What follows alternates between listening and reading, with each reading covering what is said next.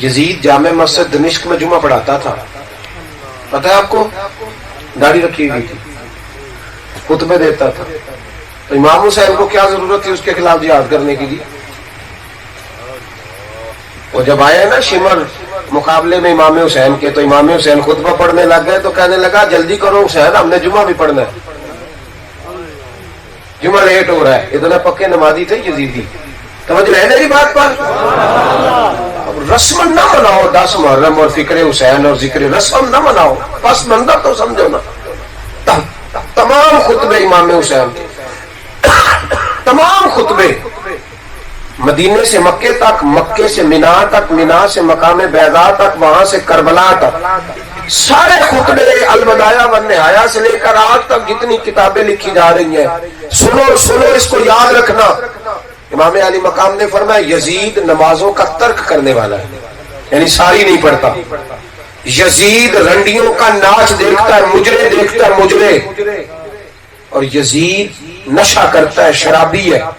اور یزید اللہ کی حدوں کو توڑتا ہے. جو آدمی یہ کام کرے وہ مسلمانوں کا حکمران نہیں ہو سکتا. لہذا فرمایا یزید کے خلاف اٹھنا ضروری ہے. توجہ ہے میری بات پر؟ تسی آخری گل تے گھٹ بولے، میں پتہ ہے، مجھے پتہ ہے، اس لیے کہ ووٹ تو آپ نے مرضی سے دینا ہے لائنوں میں لگ کے، تو آپ کی موج ہے. میں تو بڑا غیر سیاسی آدمی ہوں، لیکن جو بات صحیح ہے وہ کرنی تو بڑی ضروری ہے نا. کیوں اٹھے گی امام حسین یزید کے خلاف؟ یہ ہمارے حکمرانوں کو تو سورت کوثر نہیں آتی، سورت اخلاص نہیں آتی.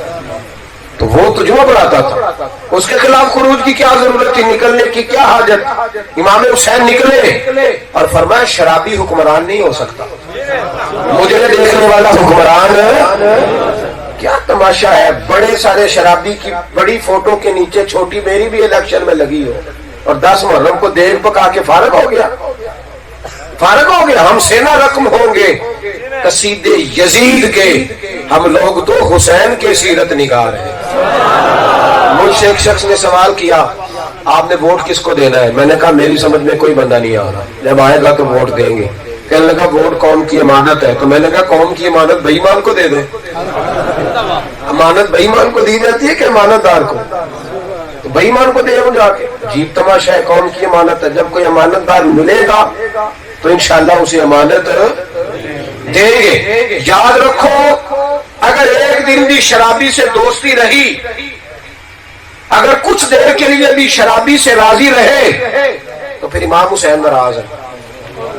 اور نوجوان ادھر دیکھیں، میری بات لکھ لیں، اگر موبائل میں گندے مجرے ہیں، گندے گانے ہیں، لڑکیوں کے نمبر ہیں، چوکوں میں کھڑے رہتے ہو، تو پھر تم یاد رکھو کہ جب تم گندا مجرا دیکھتے ہو نا تو حضرت علی اکبر کو قبر میں تکلیف ہوتی ہے، پھر حضرت عباس کے بازوؤں میں درد ہوتا ہے کہ ہم تو فحاشی کے مجرے دیکھنے والوں کے خلاف ہم لڑے، اور یہ ہمارا نام لینے والے مجرے دیکھے، گند دیکھے، ساری رات تماشے دیکھے. ملت کے جوان یاد رکھ، جب تو مجرا دیکھتا ہے رات کو گندی ویڈیو، تو جناب علی اصغر 6 مہینے کی قبر پھر سے تکلیف میں آتی ہے. وہ کہتے ہیں بدلتے دین کو ہم نے سنبھالا تھا، یہ قوم کدھر چلی گئی؟ جب تو شرابیوں کے پاس بیٹھتا ہے اور ان کے ساتھ تصویریں کھنچواتا ہے، تو یاد رکھنا صبح قیامت امام حسین کا ہاتھ اور تیرا گریبان ہوگا. اس کو امام حسین کو تیری دیکھ کی کوئی ضرورت نہیں، تیرے لنگر کی کوئی حاجت نہیں، وہ تو جنت کے مالک و مختار ہے. اپنے آپ کو سنوارے، رسومات سے باہر آئے. اور اہل بیت کا سب سے بڑا کردار یہ ہے کہ سیدہ فاطمہ کا ننگا سر کبھی سورج نے بھی نہیں دیکھا. اور اگر تیری بیٹی، تیری بیوی، تیری بہن، تیری ماں پردہ نہیں کرتی تو بتا سیدہ فاطمہ کے سامنے وہ کیسے جائیں گی؟ کیسے جائیں گی؟ اسلام کی بیٹیاں مقدس ہوتی ہیں، پاک ہوتی ہیں، اور پاک چیزیں غلاف میں ہوتی ہیں. قرآن پاک ہے تو غلاف کے اندر ہے، کعبہ پاک ہے تو غلاف کے اندر ہے. یہودی، عیسائی، سکھ، بدھ مت کی بیٹی غلاف میں نہیں ہوتی. نبی پاک کا کلمہ پڑھنے والی بی بی پاک ہے تو اسے غلاف میں رکھا گیا ہے، وہ غلاف میں ہے. مقدس عورتیں غلاف میں ہوتی، ان کو پردہ کراؤ، یہ اہل بیت کا طریقہ ہے. اپنے آپ کو سنوارو. یہ داڑھی نبی پاک کی سنت ہے. 1,24,000 نبیوں نے داڑھی رکھی، صحابہ نے داڑھی رکھی، اہل بیت نے رکھی، کم و بیش انبیاء کی بھی داڑھی اور تمام اولیاء کی داڑھی. مسلمان کہتا ہے پورا نیک ہو کے رکھنی ہے.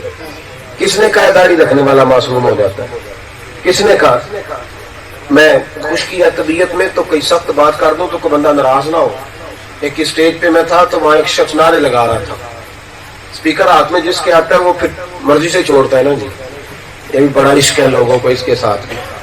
تو نعرے لگا ختم نبوت پہ ایسے کر دیں گے ویسے کر دیں گے, ہم سارا بوجھ اٹھانے کو تیار ہیں. تو میں وہ کاننے چاکیا, میں کہا تیرے کو داڑھی دا پار تھی آج تک نہیں چکیا گیا, باقی سارا کدھر جا رہا ہے, یہ تو اٹھا لے, یہ تیرے لیے مشکل ہے, باقی تو کدھر جائے گا. داڑھی شریف رکھیں, داڑھی مرد کا زیور ہے. یہ حضرت عمر کا یوم گزرا ہے نا یکم محرم کو, حوالہ میں دکھا دوں گا کسی نے دیکھنا ہوگا تو. ایک نوجوان نے داڑھی مڈائی تھی تو جناب عمر نے مدینے سے نکال دیا, میں جا دوڑ جا, یہاں رہنا ہے تو مسلمانوں کی طرح رہے. ہم آج تک کہہ رہے ہیں نیک ہونا ہے تو رکھنی ہے.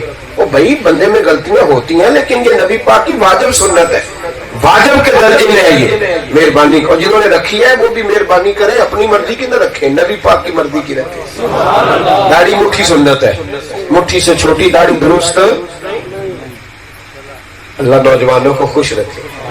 میں چہرے دیکھ رہا ہوں تھوڑے تھوڑے تو ارادے کرتے بھی ہیں, ابھی کر بھی رہے ہیں, تھوڑا تھوڑا بدل بھی رہے ہیں ساتھ ساتھ. کہنے نہیں عیدوں بعد وہ فلانی شال, یہ میری کرامت نہیں ہے کہ میں بوجھ گیا ہوں, مجھے ویسے ہی پتا ہے کہ قوم سوچتی کیا ہے. لیکن میں دیکھ رہا ہوں کہ اندر ہی اندر فیصلہ کر رہے ہیں شادی کے بعد ایک یورپ کا چکر لا کے پھر کچھ بھی نہیں ہوتا, کچھ بھی نہیں ہوتا. ابھی اسی وقت اسی طور ارادہ کرے, اپنے آپ کو صحیح کرے. یہ تحفہ دے امام علی مقام کو کہ میں نے آپ کی محفل کے موقع پر داڑھی سجا لی. داڑھی, میرا ایک دوست آج پہ جانے لگا تو میں نے کہا صاحب کے بزرگوں سے میں نے بات سنی ہوئی تھی, تو میں نے کہا صاحب داڑھی رکھ لو, کہنا اتھو رکھ کے ہونی. میں کہتا ہوں اتھو رکھ کے جا, اور حضور کے سامنے وہ والا چہرہ لے کے جا جو نبی پاک کو پسند ہے. ادھر سے رکھ کے جا, اتھو رکھ کے ہونا کی مطلب ادھر سے رکھ کے جا تاکہ محبوب راضی ہو جائے. تو اپنے آپ کو بدلیں, تربیت کریں, اچھا وقت گزاریں. 10 محرم کو صبح نماز پڑھیں, پھر دن میں قرآن شریف پڑھیں, پھر زیادہ سے زیادہ اذکار کریں. جو لوگ تماشبینی کرتے ہیں, امام حسین کی شہادت کا مذاق بناتے ہیں, کبھی انہیں دیکھنے نہ جائیں, اللہ ناراض ہوتا ہے. قطن نہ جائیں, اپنے گھر میں رہیں, احسان ثواب کریں. مساجد میں جو محافل ہوں ان میں شریک ہوں. انہوں نے عشاء کی نماز نہیں پڑھی, وہ عشاء کی نماز پڑھ کے سوئیں. بغیر عشاء کی نماز کے اگر آپ سوئیں گے تو ہو سکتا ہے مجھ سے اللہ قیامت میں پوچھ لے کہ یہ بھی نہیں بتایا تھا قوم کو یہ نماز فرض ہے. نماز پڑھ کے سوئیں, آپ کی مہربانی. اور فجر کے وقت الارم لگا کے سوئیں, اٹھیں وقت پر. اللہ تعالیٰ توفیق عطا فرمائے. محرم میں روزہ رکھنا جی, 9-10 محرم ضرور رکھنا ہے. امام حسین کی بارگاہ میں پیش کرنے کے لیے رکھنا ہے. 10 محرم کے روزے کی اتنی فضیلت ہے کہ ایک حدیث میں آتا ہے کہ اللہ اسے 80,000 سال کے روزے کا ثواب دے گا. اور پھر مزے کی بات, یہ روزہ سنت ہے. یہ رمضان کے روزے فرض ہونے سے پہلے 10 محرم کا روزہ فرض تھا. رکھیں گے انشاءاللہ تعالی. سحری کا ٹائم تقریباً 4:15 ہے یا 4:20 پہ آ گیا. کیوں جی اتنا ہی ہے نا جی, آپ کا تھوڑا فرق ہوگا, 30 کے قریب ہے جی. یہ یاد کر لیں, گھر والوں کو بھی جگائیں, 9 کو بھی روزہ رکھیں. 10 کو ویسے جمعہ آ گیا ماشاءاللہ, جمعہ پڑھنے میں ٹائم گزرے گا. مسجد کی حاضری میں جمعے والے دن 7 سورہ جمعہ بھی پڑھیے گا. کوشش کریں گے انشاءاللہ تعالی. بس اپنا دل لگائیں, آپ تھوڑا دین کی طرف جائیں گے تو اللہ کی رحمت آگے بڑھ کے آپ کا استقبال کرے گی.